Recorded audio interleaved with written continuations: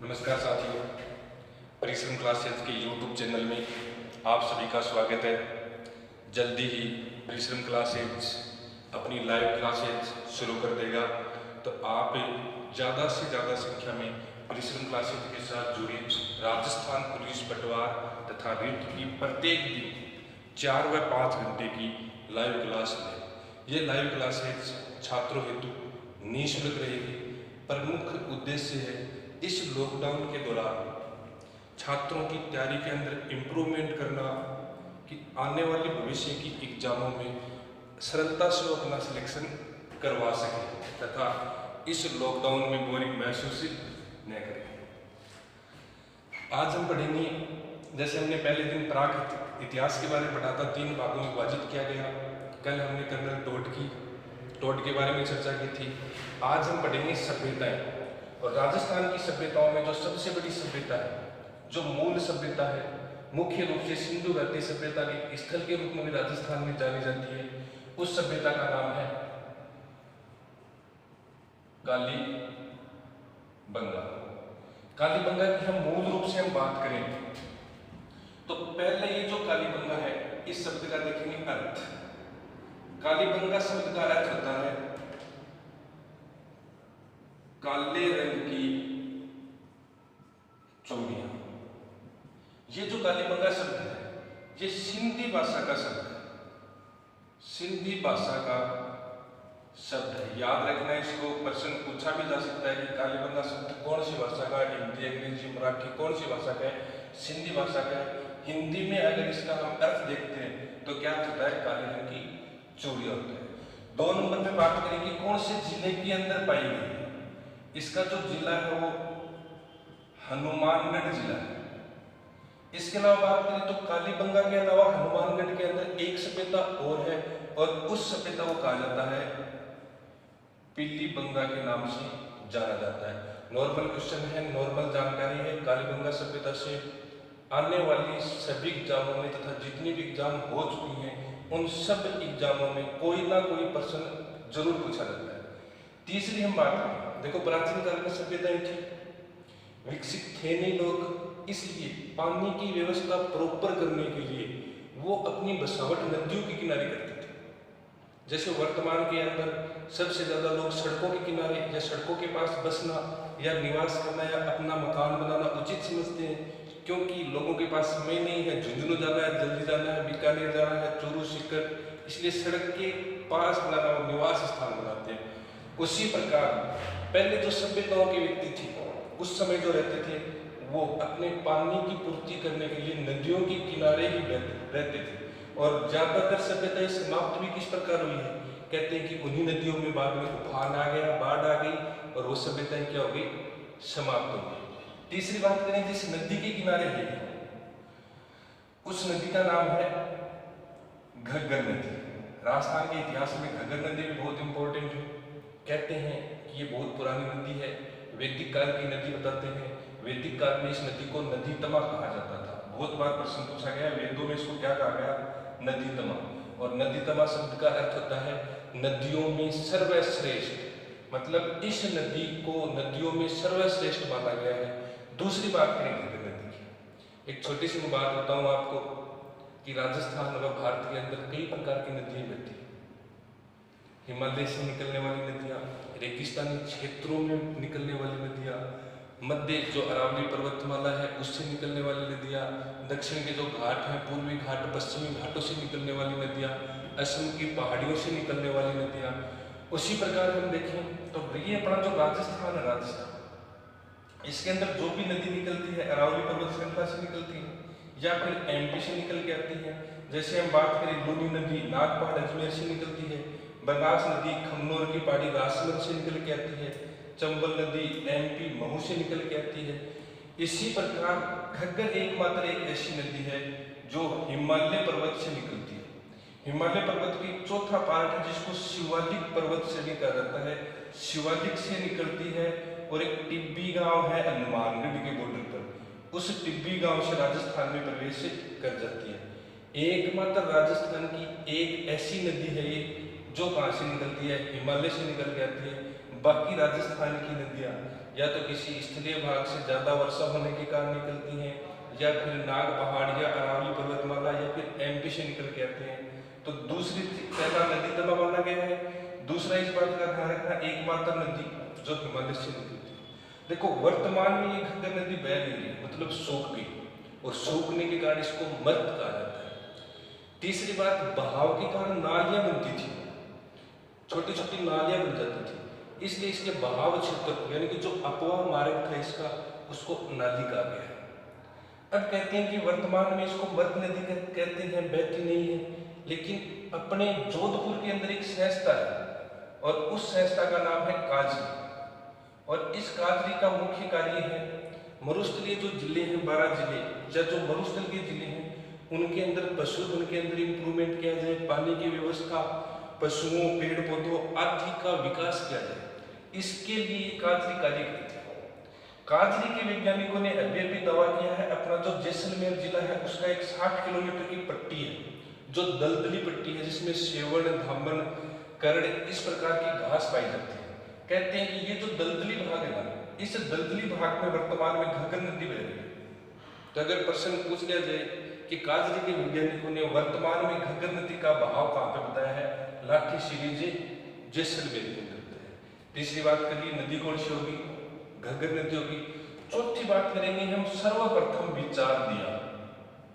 सर्वप्रथम विचार, सर्वप्रथम विचार का मतलब वो कौन व्यक्ति था जिसने कहा कि ये एक सभ्यता है। कहते हैं कि एक इतिहासकार था एलपी टेशिटोरी, और ये एलपी टेशिटोरी साहब उद्दीने शहर इटली के रहने वाले थे। राजस्थान आए, बीकानेर गए, बीकानेर में उस समय शासन था महाराजा गंगा सिंह का। महाराजा गंगा सिंह ने इनको राजस्थान के इतिहास, विशेष रूप से बीकानेर के इतिहास को लिखने की जिम्मेदारी सौंपी। उसी समय बीकानेर के आसपास के क्षेत्रों का भ्रमण किया, और भ्रमण के दौरान इन्होंने बताया कि हनुमानगढ़ में इस कालीबंगा नामक स्थान पर कोई ना कोई प्राचीन सभ्यता रही है। तो सर्वप्रथम अगर पूछ लें कि किसने कहा था कि यहाँ पे कोई सभ्यता है, अगर ऑप्शन में एलपी टेशिटोरी हो तो किसने कहा था, एलपी टेशिटोरी साहब ने, एक इतिहासकार थे, इटली के रहने वाले थे। महाराजा गंगा सिंह के समय कहाँ पे आए थे, राजस्थान के बीकानेर क्षेत्र में आए थे। मूल रूप से एलपी टेशिटोरी का संबंध कहाँ से है, बीकानेर राजवंश से। इसके बाद में बात करेंगे खोजकर्ता। खोजकर्ता सर्वप्रथम इसकी खोजकर्ता 1951-52 के अंदर एक व्यक्ति था जिसका नाम था अमलानंद घोष ने किया था। देखो दो चीज होती है, एक तो होगा खोजकर्ता और एक होगी उत्खनन करता। खोजकर्ता तो मतलब खोज की यहाँ पे सभ्यता है, डायरेक्ट रूप से बता दिया। उत्खनन करता का मतलब वहां पे उसकी खुदाई करेगी कि कौन कौन सी सामग्री है। तो इसके जो उत्खनन करता है,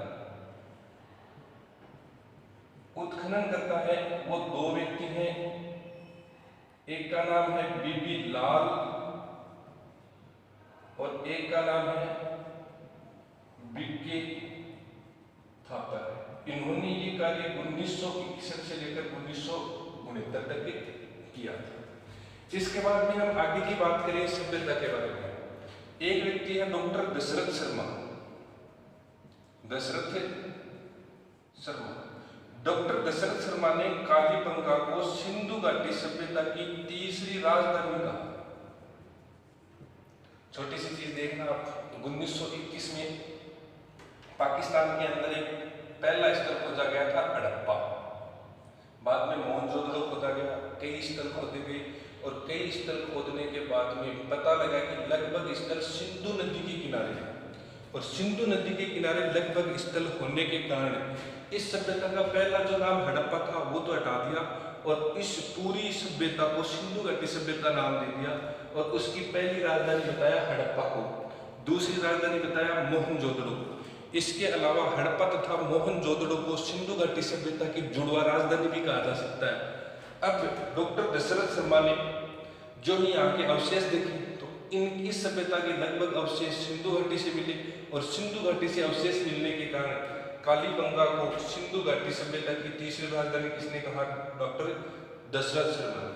अब बात करते हैं लेटेस्ट कुछ वर्षों पहले की 1985-86 में इस कालीबंगा नामक स्थान पर एक म्यूजियम की भी स्थापना कर दी।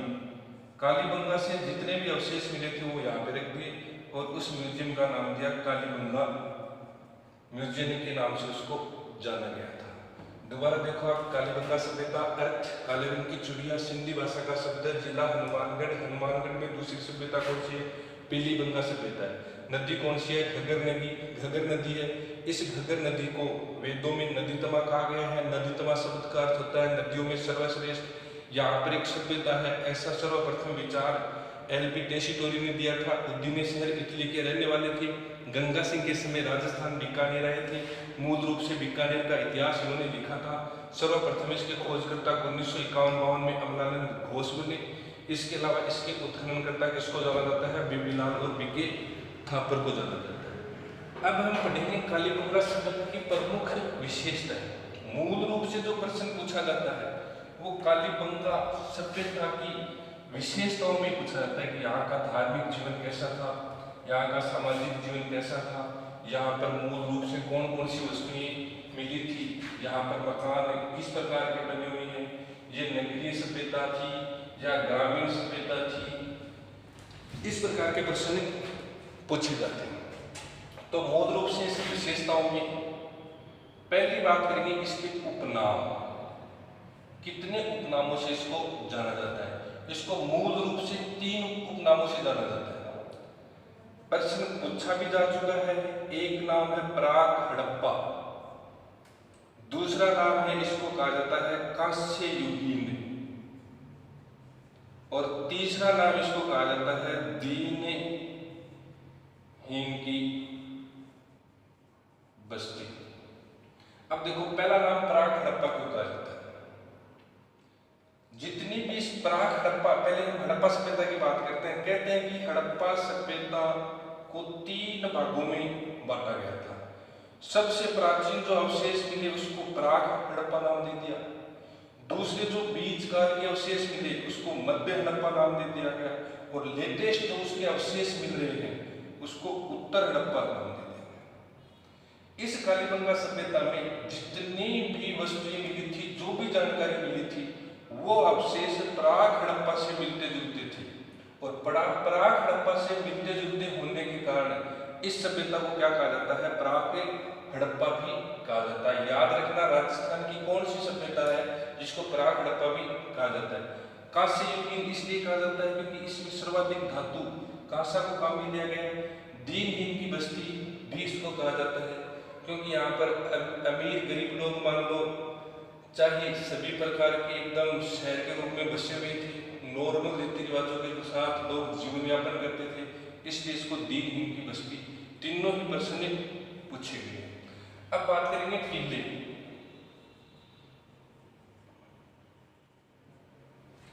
जितनी भी सभ्यताएं हम पढ़ते हैं, सिंधु घाटी सभ्यता के जितने भी हम स्थल पढ़ते हैं, कहते हैं कि प्रत्येक स्थल से 2 टीले मिले। एक टीले को नाम दिया गया है पूर्वी टीला, और दूसरा जो टीला है, दूसरे टीले को नाम दिया गया है पश्चिमी टीला। इसको बोलते हैं पूर्वी टीला और इसको बोलते हैं पश्चिमी टीला। कहते हैं कि पश्चिमी टीला ऊंचाई पर होता था, यहाँ पे जनसंख्या कम निवास करती थी, वीआईपी लोग यानी कि अमीर लोग यहाँ पे रहते थे, और इस पश्चिमी टीले को गड्ढी भी कहा जाता था या इस पश्चिमी टीले को दुर्ग भी कहा जाता था। पूर्वी टीले के अंदर जनसंख्या ज्यादा थी, इस टीले की बजाय थोड़ा नीचे बसा रहता था। तीसरी बात करें तो यहाँ पर गरीब जनसंख्या निवास करती थी। आम जनता का रहन सहन पूर्वी टीले में था, जो नीचे था गड्ढे में स्थित होता था, और जो मूल रूप से वीआईपी व्यक्ति रहते थे वो पश्चिमी टीले में निवास करते थे। इसके अलावा कई बार तो क्या होता है, कई सभ्यताओं में तो ये मिलता है अकेले टीले दुर्गीकृत होते थे, मतलब सुरक्षा प्राचीर होती थी दोनों की अलग अलग। कई में क्या होता था कि साथ ही दोनों को एक साथ दुर्गीकृत किया जाता था। मूल रूप से यही ध्यान रखना है, इसमें भी 2 टीले मिले हैं।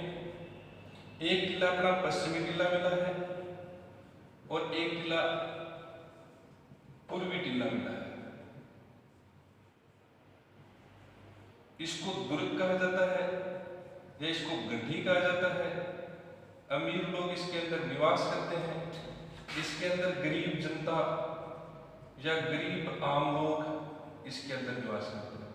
मूल रूप से बात है, दोनों टिल्लों को एक साथ ही दुर्गीकृत किया गया है, दोनों टिल्ले एक साथ ही दुर्गीकृत किया गया है।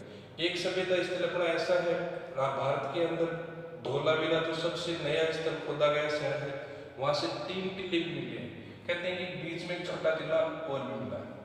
एक पाकिस्तान में है चहुंदड़ो, कहते हैं कि वहां पर किसी प्रकार के कोई टिल्ले ही नहीं मिले हैं। और चहुंदड़ो पर तो प्रश्न भी बहुत बार बार पूछे जाते हैं, हालांकि ये इंडियन हिस्ट्री का टॉपिक है।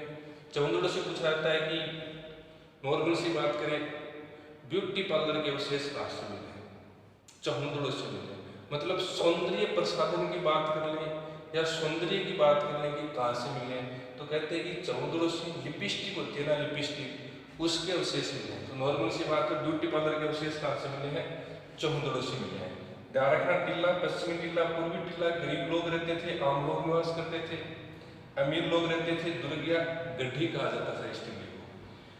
तीसरी हम इस सभ्यता की बात करें तो इस सभ्यता के मकान या इस सभ्यता के घर कैसे थे। मकानों में हम अलग अलग टॉपिक बात करेंगे। पहले हम देखेंगे ईंट।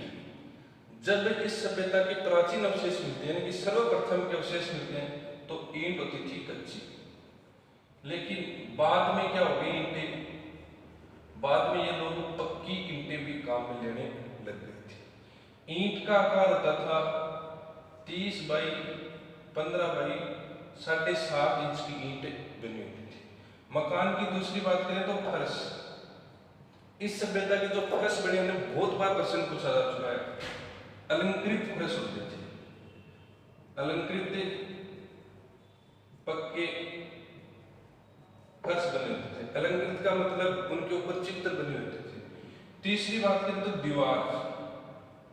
दीवार में क्या है कि यहाँ पे दरार मिली है, और दरार मिलने होने के कारण कहते हैं कि भूकंप आते थे। यहाँ पे क्या आते थे? भूकंप।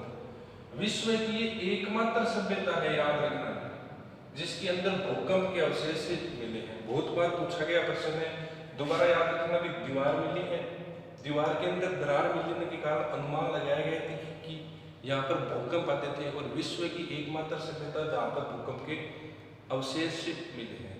इसके अलावा साथ ही बात करें तो इन घरों के जो दरवाजे होते थे ना, वो दरवाजे गली में खुलते थे, ऑन रोड नहीं खुलते थे। ऑन रोड की तरफ मकानों की पीठ रहते थे, दरवाजे होते थे वो गलियों के अंदर ही खुलते थे। इसके बाद में बात करें नाली। नाली होती थी वो लकड़ी की बनी होती थी, लकड़ी को बीच से खोखला करके नालियों का निर्माण करते थे, और उसके द्वारा जो भी गंदा पानी था वो घर के बाहर निकालते थे। नाली के अलावा बात करें तो तंदूर मिला है, तंदूर मिला है। एक घर से एक ही तंदूर मिला है। एक तंदूर मिलने के कारण पहला अनुमान तो ये लगा है कि यहाँ पे जो परिवार होते थे वो संयुक्त परिवार होते थे। दूसरा अनुमान ये लगा है कि तंदूर की जो डिजाइन थी ना, वो मेसोपोटामिया सभ्यता से मिलती थी। मेसोपोटामिया सभ्यता से मिलती थी, और ये मेसोपोटामिया की सभ्यता ईरान के अंदर है, दजला व फरात नदियों के किनारे। तो कहते हैं कि इस सभ्यता का संबंध मेसोपोटामिया से था। तंदूर का ध्यान रखना में, एक घर से तंदूर मिला है। तंदूर एक मिलने के कारण पहली बात तो क्या गई थी कि परिवार कैसे थे, संयुक्त परिवार हुआ करते थे, और मेसोपोटामिया सभ्यता से ही इनका संबंध रहा है। घर व मकान की डिजाइन व उनकी बसावट को देख करके इस सभ्यता को नगरीय सभ्यता बताया है। कौन सी सभ्यता बताया है?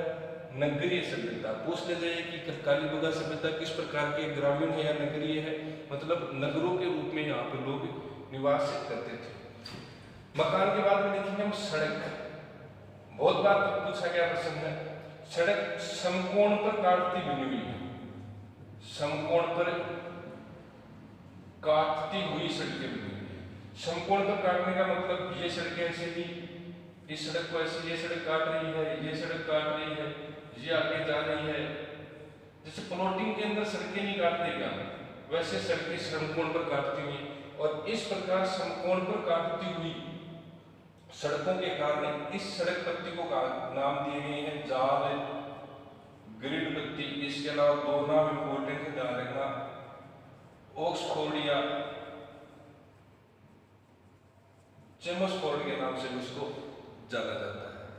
भारत के अंदर भी एकमात्र एक शहर ऐसा है जो इस प्रकार की सड़कों के आधार पर बसाया गया है, मतलब भारत का एकमात्र शहर जो ग्रिड पद्धति पर बसा हुआ है।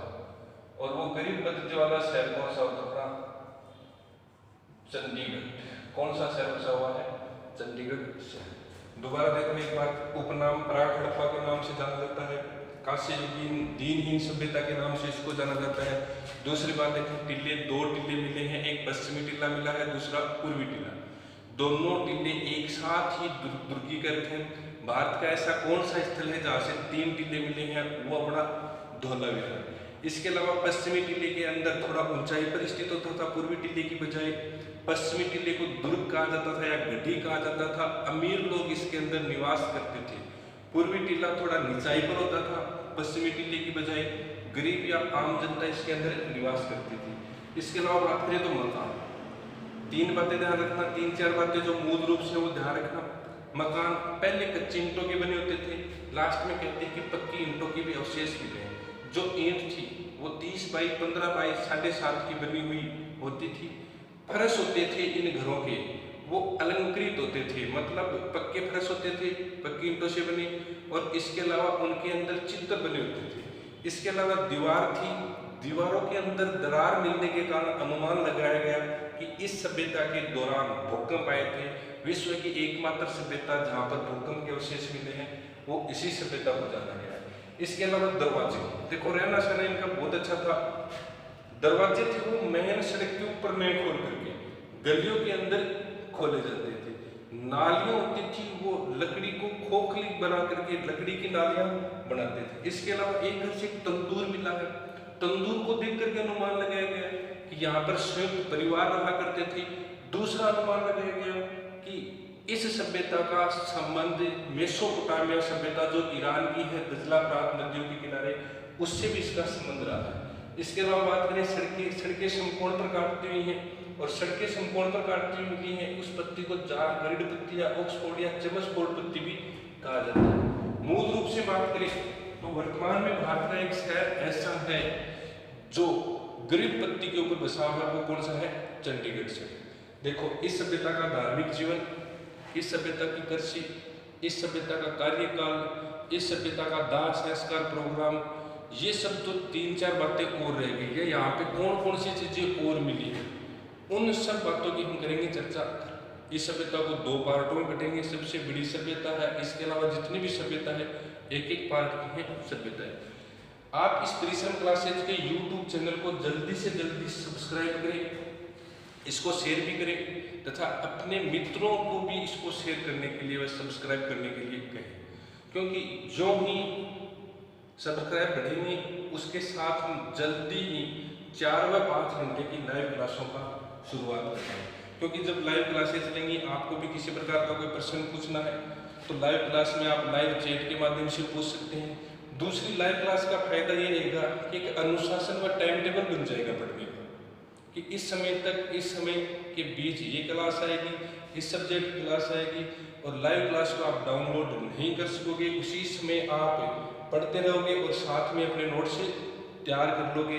मेरे कहने का मतलब ये है कि धीरे धीरे रूटीन में आने के पश्चात आपका एक निश्चित टाइम टेबल तैयार हो जाएगा, और उसके अकॉर्डिंग आपका जो सिलेबस है, किसी भी प्रकार की कंपटीशन एग्जाम का जो भी सिलेबस है वो कंटिन्यूसली कवर होता रहेगा। आप उसका रिवीजन भी कर सकोगे, अच्छे से नोट्स भी आप तैयार कर सकोगे। एक बात मैं बार बार कहता हूँ कि जिस दिन लाइव क्लास शुरू हो जाएगी उसके तत्पश्चात प्रत्येक संडे को हम एक प्रश्नोत्तरी रखेंगे, उसके अंदर प्रश्न पूछे जाएंगे क्विज के रूप के अंदर, कि आप कितना पढ़ते हो, आपके दोस्तों में आप कितना इंटेलिजेंट हो, आपके दोस्त कितने इंटेलिजेंट है, कितनी वो पढ़ाई करते हैं। तो इस बात का थोड़ा सा ध्यान रखें। इस चैनल को आप जल्दी से जल्दी सब्सक्राइब कर लें। लाइव क्लासों का माहौल ये लग रहेगा, टीचर आपको डायरेक्ट लाइव क्लास के रूप में पढ़ाएंगे। अब मैं एक बात आपको और बताता हूँ कि आपको राजस्थान पुलिस की 4 कक्षाएं मिलेंगी, पटवारी की आपको पर डे 5 कक्षाएँ मिलेंगी। इसके अलावा रिट की भी आपको 5 कक्षाएँ मिलेंगी। हमारा एक निश्चित टाइम टेबल रहेगा कि 3 या 4 महीने के मध्य हम आपका एक बार सिलेबस कवर करवा दें। धन्यवाद साथियों, चैनल को सब्सक्राइब करना न भूलें। आपका ही है ये संस्थान, इसके चैनल को आप जल्दी से सब्सक्राइब करें।